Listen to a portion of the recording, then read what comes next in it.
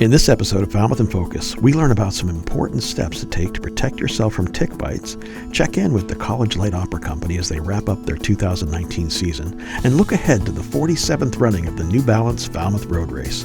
All this and much more on this episode of Falmouth in Focus.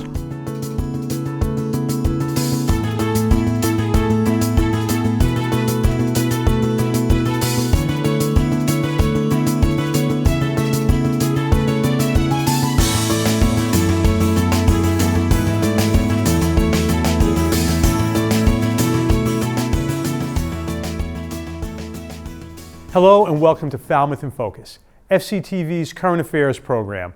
I'm your host, Michael Kasparian. According to the Centers for Disease Control, tick-borne diseases like Lyme disease and others are on the rise. We checked in with Larry Dapsis from the Cape Cod Cooperative Extension to get some important information. Hi, I'm Larry Dapsis. I'm the entomologist with Cape Cod Cooperative Extension, and basically I'm your county bug guy. So I cover ants to yellow jackets, but today we're going to focus on a discussion of ticks. And tick-borne illnesses on Cape Cod is pretty significant. In fact, Cape Cod, Barnstable County is the fourth highest incidence rate of Lyme in the state. So we need to be aware of this and take precautions.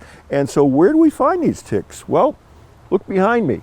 I'm here on a lawn out in the open, and they're not going to find ticks here. But as soon as I get into that brush and leaf litter and shade where it's high humidity, that's where the ticks thrive, okay?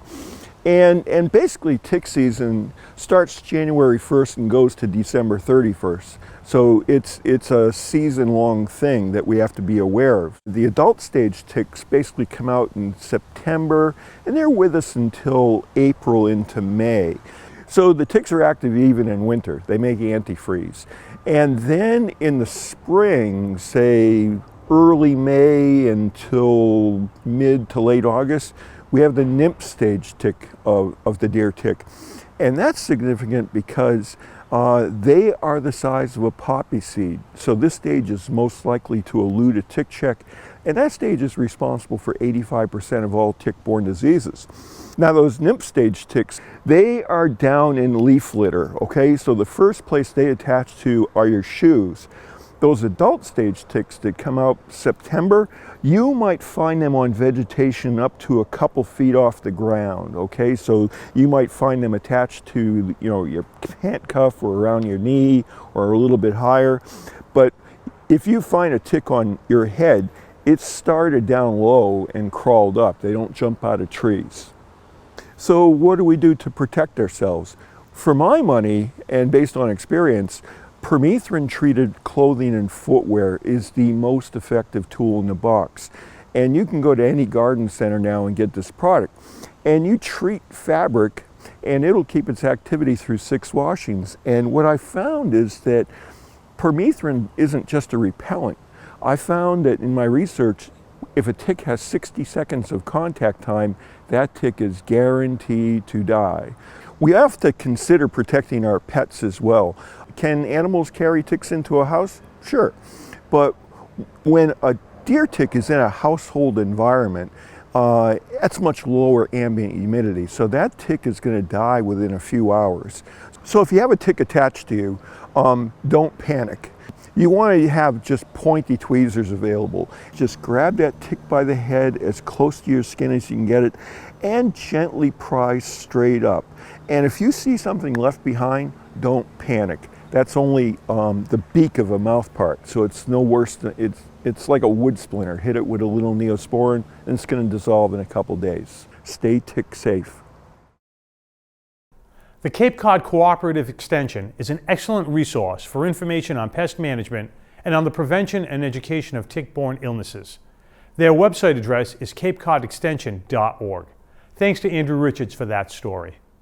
It's time now for 3 things from Town Hall, FCTV's condensed version of the takeaways from recent municipal meetings.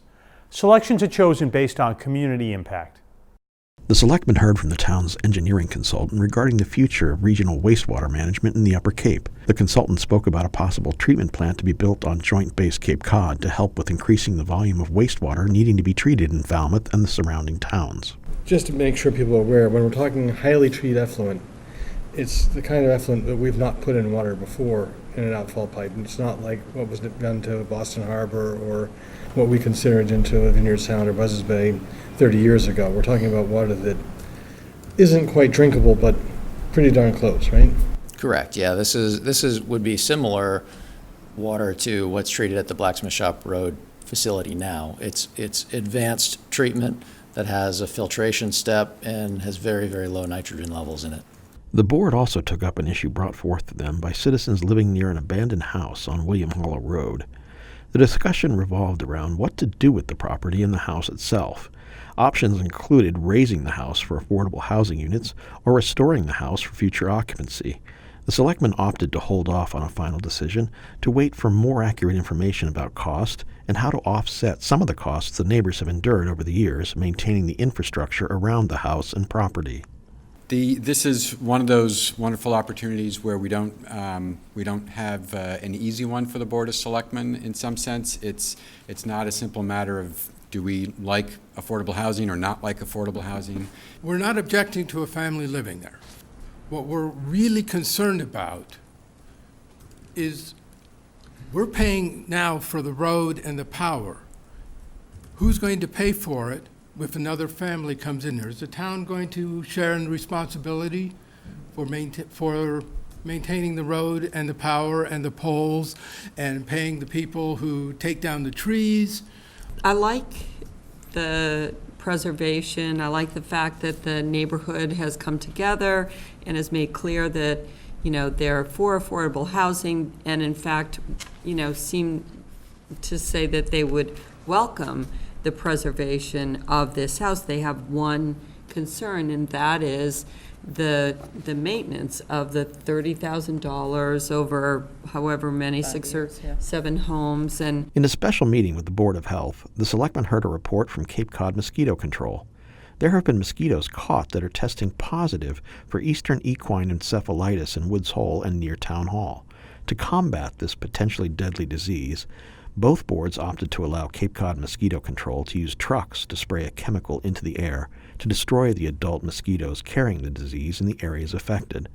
The boards emphasized individual safety and common sense to avoid mosquitoes as much as possible. I think right now what I was asking, because of the request, was whether the Board of Health and the Board of Selectmen were in agreement that that the targeted spraying was it. And I think that's where we're at right now, is the targeted spraying. I don't think you're recommending the curfew at this point. We're hoping to reduce risk. I'll make the motion that the mosquito-borne EEE threat is a public nuisance and give the Cape Cod Mosquito Control Board the authority to deal with it. The support to deal with this public nuisance. I'll second that. All those in favor? Aye. Aye. To see the meetings in their entirety, check out Government Channel 15's program schedule at fctv.org. We're going to take a quick break to learn about an adoptable dog from Friends of Falmouth Dogs. And when we return, we'll check out the latest production from the College Light Opera Company. Stay with us.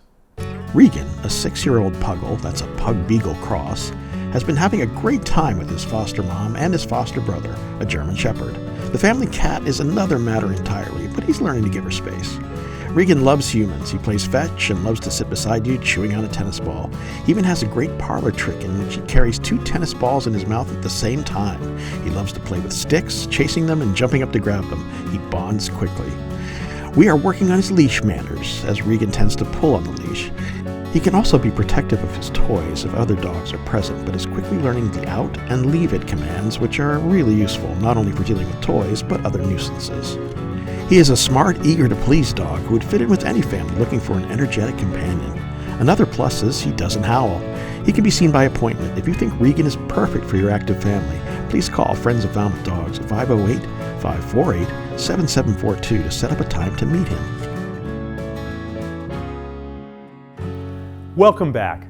The College Light Opera Company is celebrating its 51st season, staging exciting, fresh productions of classic musicals for the residents of the Cape to enjoy. We stopped in at the historic Highfield Theater during the dress rehearsal for Gilbert and Sullivan's comic operetta, Ruttigore. The College Light Opera Company it's America's largest residential theater here in Falmouth, and we have 86 members, and the students come from 26 different states. That's 53 different colleges that are represented amongst our 86 members, and we put on shows from as old as 1870, things like HMS Pinafore, to shows as recent as 2012 with Godspell, which will be our last show of the season. We put on 9 shows in 10 weeks. We do a show about every week, and we do 6 performances of each show. Tonight is our 7th show of the season. We're watching Ruddigore, which is a Gilbert and Sullivan production. It's an operetta from the 1800s. It's a British operetta, and the opera company, College Light Opera Company, actually started as Gilbert and Sullivan players from Ohio. So each summer we do 2 different Gilbert and Sullivan operettas, and this is one of those 2. We're very excited to do it. It's lots of magic, 32-person cast, 18-person orchestra. It's a really beautiful piece.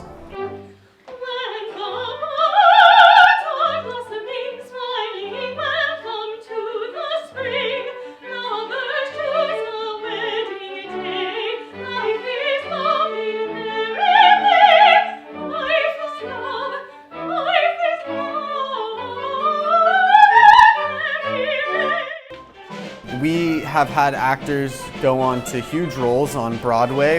There's about 3,000 alumni from Clock in our 51 years here, and they're directors all over the country, they're performers, they're choreographers. It's a really talented alumni group. The College Light Opera Company is a nonprofit, and we operate with a board, and a large amount of our funding comes from season subscriptions. That's people that buy tickets for all 9 shows. We operate at about 50% season subscribers, but we're always looking to get younger people into the theater and to get young subscribers in, because as Falmouth is a older population, so we're always trying to get new young people into the theater and create a diverse audience. Our final show of the season will be Godspell. Godspell, we're doing a 2012 edition of the show. It's a Clock premiere. We've never done it here before, so we like to do something fun for our last show of the season. I think what makes the College Light Opera Company so special is that it provides an opportunity for these young artists to come here and really immerse themselves for 3 months into this music, into this art form that is musical theater and operetta. In America, there isn't the opportunity like Clock to just be here for a summer and to only do this. And it's something that's special that unfortunately is dying out. There aren't many opera companies anymore with a full 18-piece orchestra like College Light Opera Company does have, and so the chance to come here and to experience something like this is truly special, and we're all very proud to be a part of it.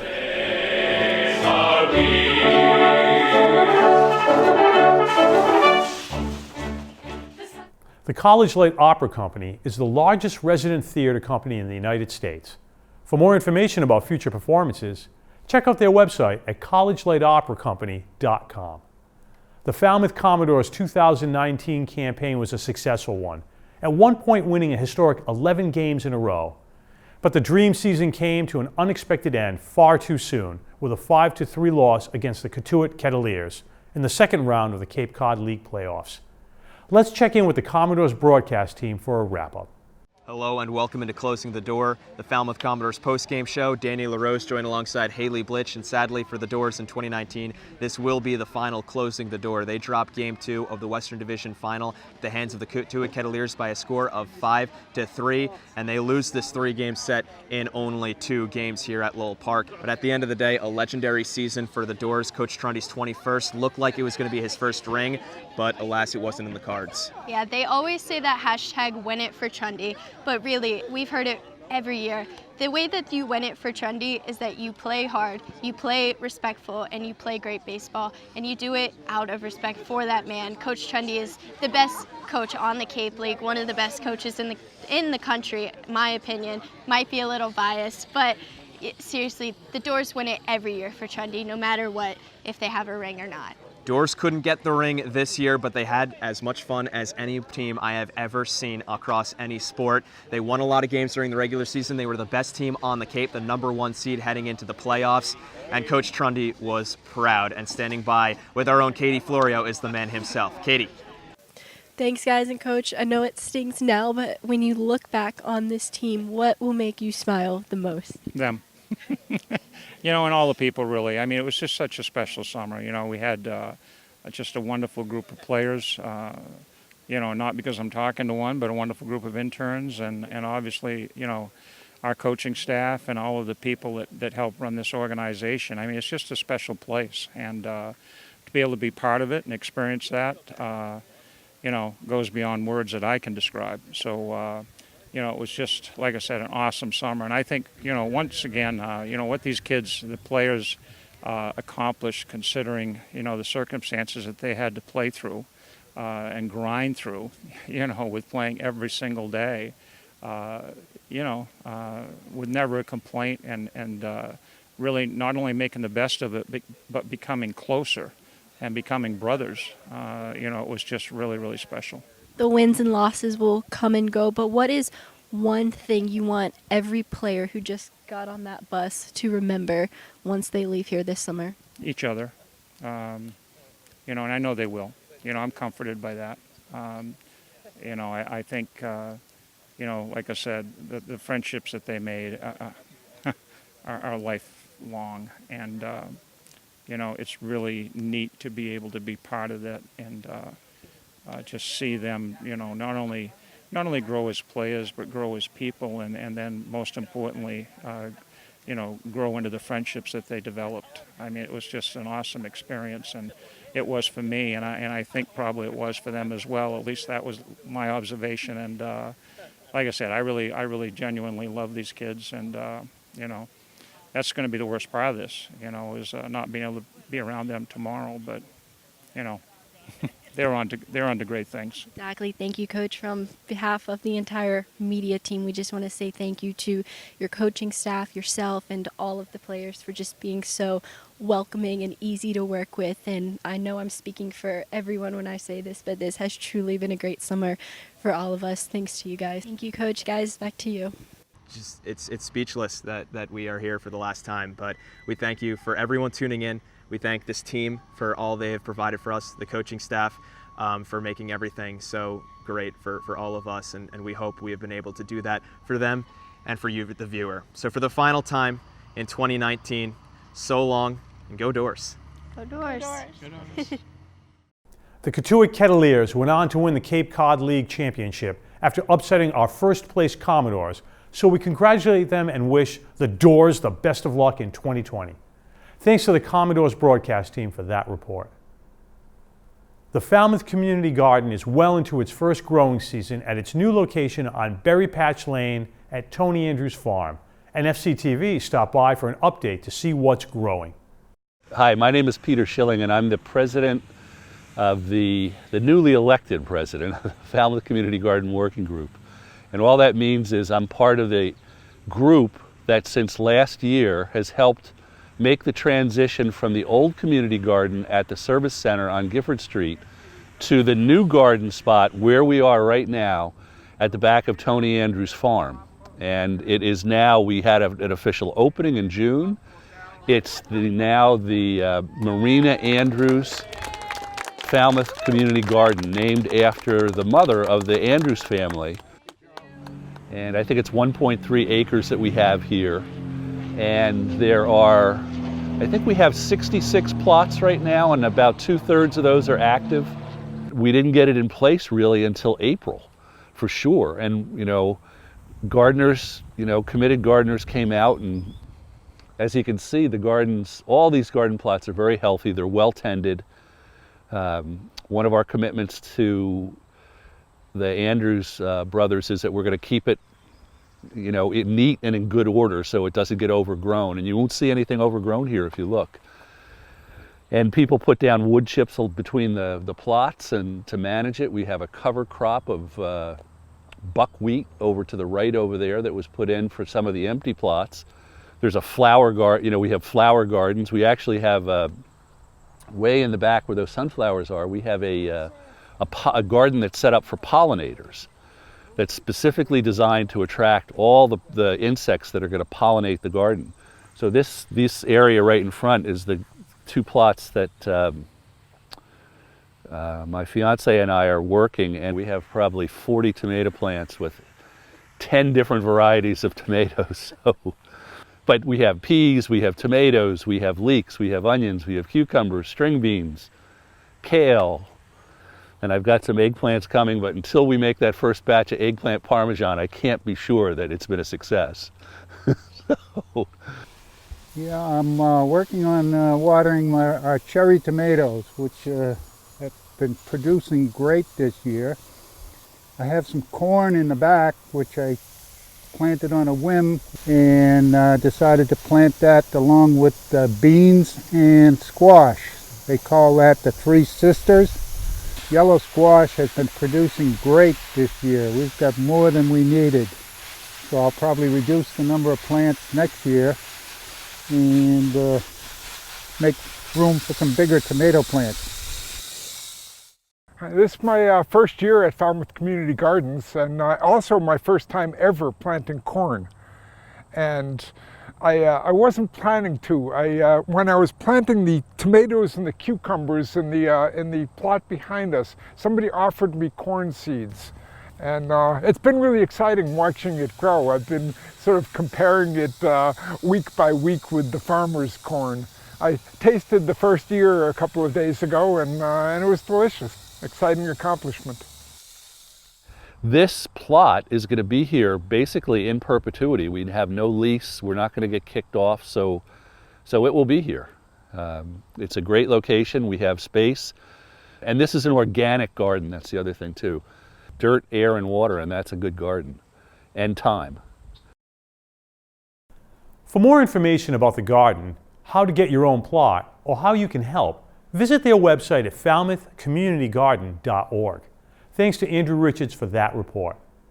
We're going to take a quick break, but when we return, we'll get warmed up for the 47th running of the New Balance Falmouth Road Race. Stay with us.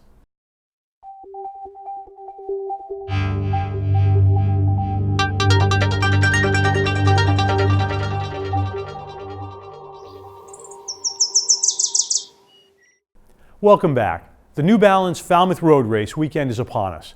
The 47th running of one of the premier events of the summer season attracts over 12,000 participants to its scenic 7-mile seaside course. Let's take a look at the weekend's activities and the main event that annually attracts an estimated 75,000 spectators lining the course.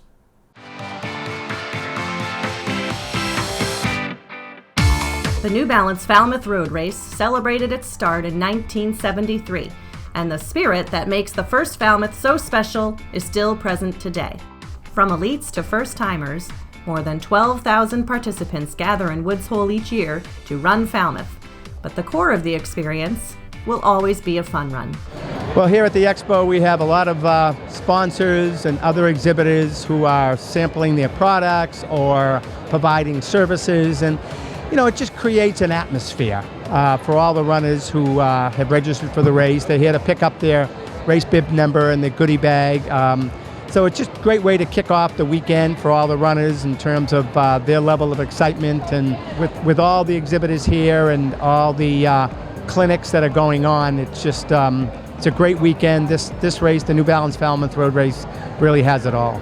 In terms of road races across the country, there really isn't anything better than the Falmouth Road Race. There's just so much history.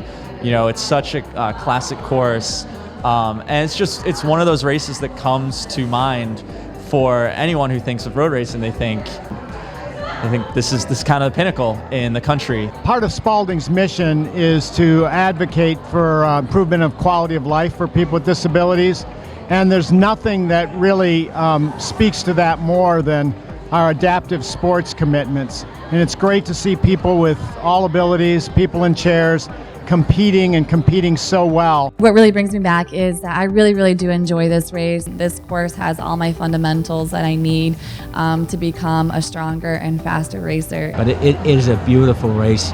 We love the course, and that people are so friendly out here. To us, it's almost like running the Boston Marathon. It's always awesome to be here in Massachusetts. Greatest running community, most knowledgeable in the country, I think, possibly in the world. So anytime to get to run out here and experience a great course, good atmosphere, and a bunch of competitive runners, it's a win-win. Some really impressive things have been done on this course, so it was cool to cover it, and I think it would be really fun to race it.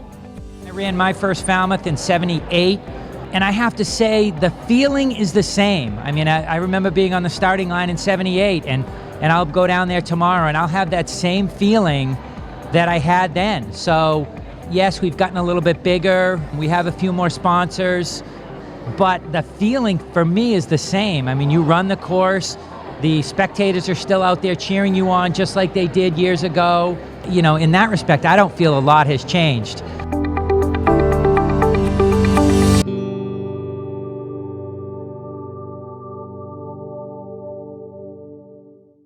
Remember, you can catch live race coverage on FCTV Channel 13. Thanks to Ryan Weber for that story. It's now time for our fishing report from Ryan Collins of My Fishing Cape Cod as he goes fishing for bluefin tuna. Hey guys, Ryan here from My Fishing Cape Cod, and in this video I'm going to take you with us on one of our weekly My Fishing Cape Cod group fishing trips with my friend Captain Colin Lundholm of Cape Star Charters. We had a wonderful ride out back on July 21st, 2019, which is when this was filmed.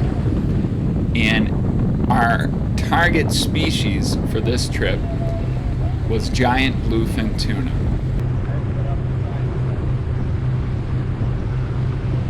We found mackerel in about 110 feet of water.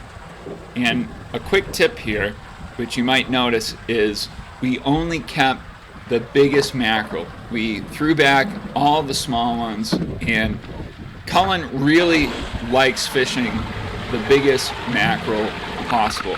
So that's something to keep in mind if you ever head out tuna fishing on your own. At this point in the trip, we had actually seen some bluefin tuna crashing along on the surface, chasing mackerel, chasing sand eels. So we knew the fish were there. We also marked fish. So we staggered our lines. We put one bait right on the surface without any weight. Then we put another bait with a sinker down a little deeper. And then we put a third bait straight down beneath the boat. And that was the deepest bait. So that way we covered the full water column. We moved around a lot, but then all of a sudden we were just surrounded by whales, surrounded by dolphins, and oftentimes the bluefin tuna are right in there with the whales and the dolphins. Throughout the whole fight, the number one most important thing that you can do as the angler who's on the rod and reel is just to keep that line tight. Tuna, they go left, they go right, they go charging at the boat, they're all over the place. So whenever there's slack in the line, you gotta reel like crazy to keep it tight. That will help reduce the chances of the tuna shaking the hook free. So right now we're probably 15-20 minutes into the fight, and we're getting pretty close. You're going to get a look at the tuna in just a moment. I'm at the leader right now. So this fish was 86 inches long, and as of creating this video, any fish over 73 inches can be sold. Again, if you have the right permit, and each permit has different qualifications. I'm not going to get into it here, but go to the NMFS permit shop and you can make sure that you have everything you need for your boat before even trying to attempt to go tuna fishing. So that's a wrap. After we landed that fish, it was about maybe 1:30 in the afternoon. So we decided to make the run back home before the wind picked up anymore. Now for anybody watching this video who's a little upset about the killing of tuna, I completely get it. They're an absolutely gorgeous animal. Worldwide, according to some scientists, their numbers aren't doing so great. However, on the Cape we are blessed with an incredible tuna fishery. And as of creating this video, summer of 2019, there's been an extraordinary amount of tuna off of Cape Cod, more than I can ever remember in my life.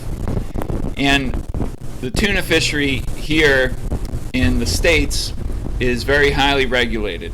And with it being solely hook and line, no nets, the fishery that we participate in today is one of the cleanest tuna fisheries in the world. So while it still has its issues, at least I feel that the fishermen in our area are doing as best a job as possible to make sure that we have tuna to catch for many years to come.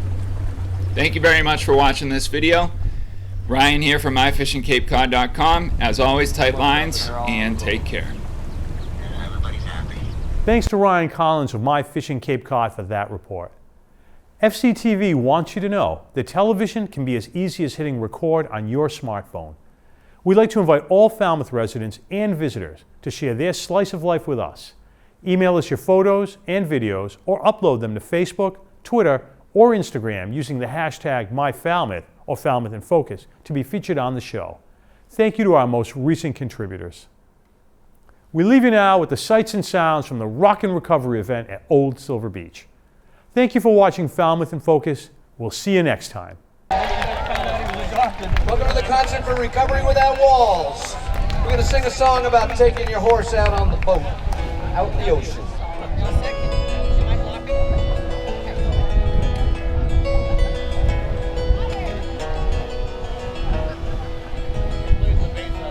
If I had a boat, I'd go out on the ocean. And if I had a pony, I'd ride him on my boat. And we could all together go out on the ocean and sit me up on my pony, on my boat. If I were Roy Rogers, sure enough be single, couldn't bring myself to marry an old dame. It'd just be me and Trigger, go riding through them movies. We go home and on the sea we'd sail. And if I had a boat, I'd go out on the ocean. If I had a pony, I'd ride him on my boat. We could all together go out on the ocean and sit me up on my pony, on my boat.